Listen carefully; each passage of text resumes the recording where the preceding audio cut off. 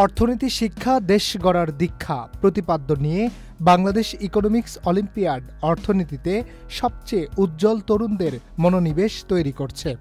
2019 সাল থেকে অর্থ এবং ব্যবসায়িক সমস্যা সমাধান নিয়ে 25 মিলিয়নেরও বেশি শিক্ষার্থীকে সহযোগিতা করছে এবং আন্তর্জাতিক অর্থনীতি অলিম্পিয়াড বিশ্ব অর্থনীতি কাপের মতো মর্যাদাপূর্ণ গ্লোবাল প্ল্যাটফর্মের সাথে অংশীদারিত্ব তৈরি করছে। এরই পরিপ্রেক্ষিতে রাজধানীর একটি স্বনামধন্য হোটেলে বাংলাদেশ ইকোনমিক্স অলিম্পিয়াড 2025 উদ্বোধনী অনুষ্ঠান অনুষ্ঠিত হয়েছে।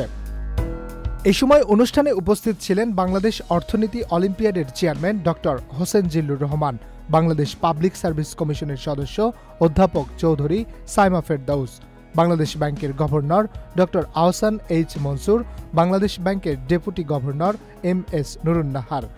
আমাদের তরুণদেরকে শুধু জায়গা করে দিতে হবে নয়, তাদেরকে সক্ষম করে তুলতে হবে।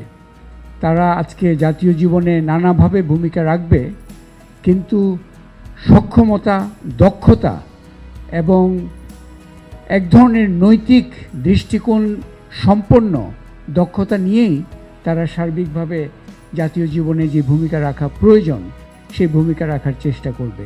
I think the way Olympiad has its impact, because my life has been with the students. I know exactly this kind of competition, this kind of exposure, to what extent it means for the student, for the community. It might be for a 10 minutes discussion, 5-minute discussion, but at this age it's been recorded, and the student, years after years, generation after generation, they get the inspiration from that. More focus on constructive activity, সেটাকে যদি আমরা আনতে চাই academic ইসের সাথে সাথে এই জায়গাগুলোতে এক্সট্রা কারিকুলার প্রোডাক্টিভ এনগেজমেন্ট, এই জায়গাটাতে আমাদেরকে জোর দিতে হবে অ্যাজ এ সোসাইটি এবং অ্যাজ যারা আমাদেরকে এই সোসাইটির মধ্যেই যেসব প্রতিষ্ঠান এই কার্যক্রমগুলোকে উৎসাহিত করতে চান তাদেরকে এই দিকটাতে মনোযোগ দিতে হবে।